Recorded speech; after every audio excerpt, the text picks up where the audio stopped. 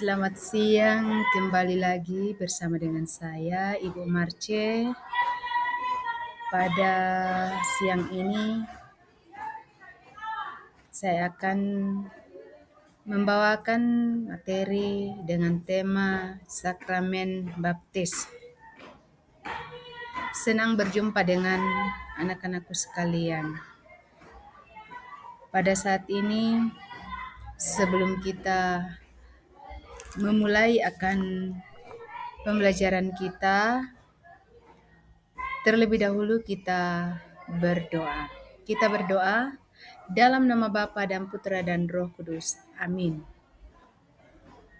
Ya Allah yang kekal dan kuasa, puji dan syukur kami aturkan kepadamu atas segala kasih dan penyertaan-Mu yang senantiasa Engkau berikan kepada kami semua. Saat ini ya Tuhan, kami akan memahami bersama tentang sakramen baptis. Kami mohon kepadamu hadirlah bersama dengan kami ya Tuhan. Semoga apa yang kami pelajari saat ini dapat tertanam baik dalam hati dan pikiran kami. Demi Kristus Tuhan dan pengantara kami. Amin. Dalam nama Bapa dan Putra dan Roh Kudus. Amin. Oke, anak-anakku sekalian, sekarang anak-anak boleh menyimak gambar yang Ibu tampilkan saat ini, di mana gambar yang pertama adalah ada pembaptisan bayi, penuangan air di kepala bayi yang akan dibaptis, dan yang ini adalah pemberian minyak krisma, dan gambar yang berikut adalah di mana bayi diberikan lilin. Dan yang keempat adalah seorang imam memberikan kain putih kepada bayi yang telah dibaptis. Itu dia dari gambar yang saya paparkan pada saat ini. Berikut, apa arti dari pembaptisan?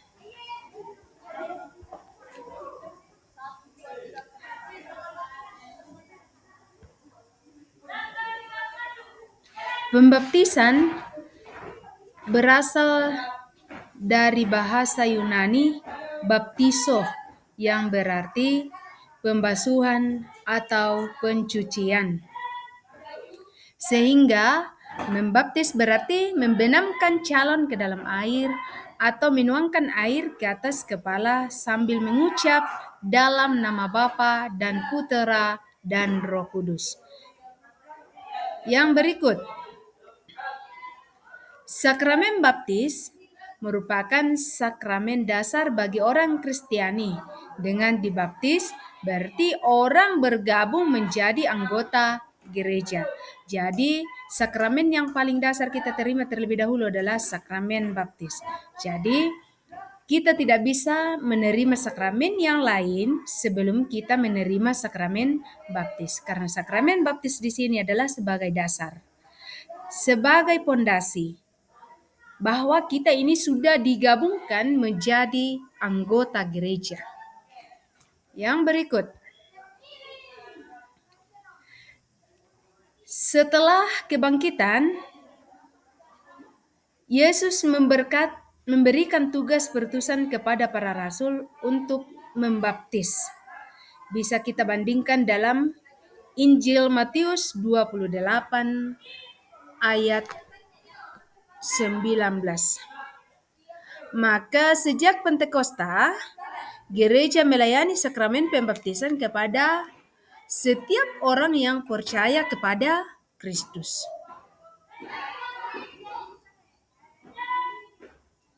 Kita melihat lambang-lambang dari sakramen baptis seperti yang ada pada gambar tadi. Yang pertama, air. Air yang berarti membersihkan kita dari dosa. Jadi air membersihkan kita dari dosa. Ya sama kalau di rumah kita lagi mungkin tubuh kita lagi kotor, penuh dengan lumpur atau noda-noda yang lain, maka pasti kita membersihkannya dengan air. Tetapi lewat sakramen pembaptisan, air berarti membersihkan kita dari dosa-dosa. Yang kedua, lilin.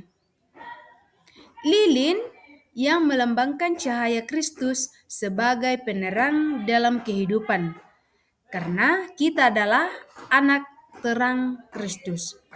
Jadi kita tahu bahwa lilin itu menerangi kita. Kalau misalnya ketika kita dalam kegelapan dan kita mengambil sebuah lilin, nah tentu lilin di situ adalah membantu kita dalam setiap langkah kehidupan kita, lewat kegelapan kita, menjadikan kita menjadi terang kembali. Jalan kita menjadi terang. Nah, itulah fungsi dari lilin. Yang berikut, kain putih. Kain putih yang melambangkan kita mengenakan Kristus. Artinya bahwa sesudah kita dibaptis, berarti kita selalu mengendalikan kekuatan Kristus dalam menjalani hidup kita. Itulah lambang dari sakramen baptis. Berikut, pembaptisan dapat dibedakan menjadi dua, yaitu yang pertama adalah ada yang disebut dengan baptis dewasa. Baptis dewasa itu yang mengungkapkan imam baptis dewasa di sini adalah seorang diri sendiri. Ya. Dan cara pembaptisan dewasa itu ya, bisa kita lihat di gambar atau di gereja. Orang yang dibaptis dewasa hanya berdiri di tempat saja. Nah, yang kedua adalah baptis bayi.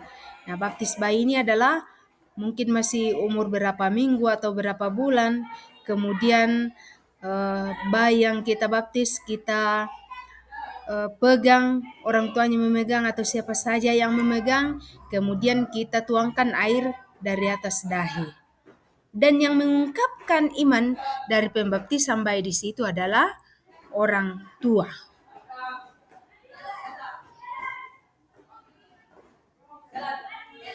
Lanjut. Tahap-tahap dalam pembaptisan dewasa. Kita lihat ya, tahap-tahap dari pembaptisan dewasa. Yang pertama, masa pratekumenat. Masa pratekumenat di sini adalah masa pemurnian motivasi calon yang diakhiri dengan upacara tahap pertama, yakni pelantikan menjadi katekumen. Yang kedua, masa katekumenat, di mana masa katekumenat ini adalah masa pengajaran dan pembinaan iman serta latihan hidup dalam jemaat yang diakhiri dengan tahap kedua, upacara pengukuhan katekumenat terpilih. Ini untuk tahap pembaptisan dewasa. Dan yang ketiga, masa persiapan terakhir. Masa persiapan terakhir di sini adalah masa khusus untuk mempersiapkan diri menerima sakramen-sakramen inisiasi dan diakhiri dengan tahap ketiga, upacara penerimaan sakramen baptis. Jadi pertama kita didata, kemudian kita dilantik, setelah kita dilantik, kita dikukuhkan menjadi katekumenet terpilih, dan yang ketiga, kita mempersiapkan diri untuk penerimaan sakramen baptis. Jadi sebelum menerima sakramen baptis, kita mengikuti terlebih dahulu pembinaan.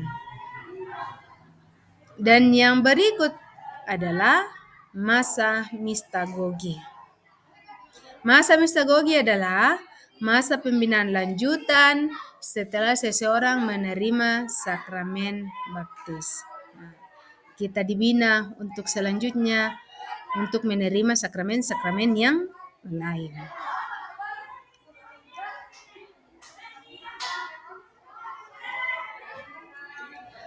Anak-anakku sekalian, buah atau rahmat dari sakramen baptis. Yang pertama adalah menghapuskan kita dari dosa.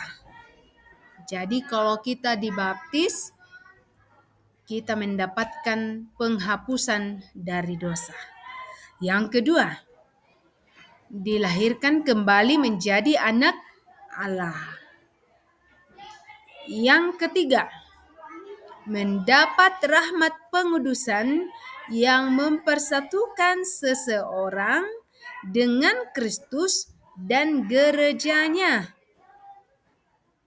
Jadi, kita sudah mendapat rahmat pengudusan dan kita juga dipersatukan dengan Kristus dan gereja. Setelah kita dibaptis juga, kita sudah ikut ambil bagian dari tugas gereja.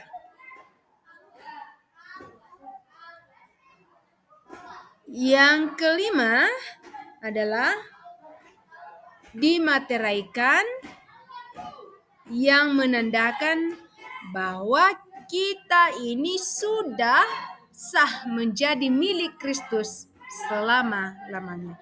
Jadi kalau kita sudah dibaptis, kita sudah menjadi milik Kristus. Kita sudah sah karena kita sudah dimateraikan.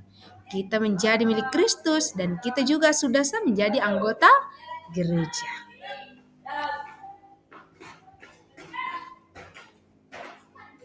Anak-anakku sekalian, sekian untuk materi kita pada siang ini. Semoga materi yang kita pelajari saat ini, anak-anakku sekalian boleh mengulangi di rumah, boleh mempelajarinya, sehingga tiba saatnya anak-anakku mengikuti ujian atau ulangan, anak-anakku sekalian dapat menjawabnya. Sekian dan terima kasih, sampai jumpa.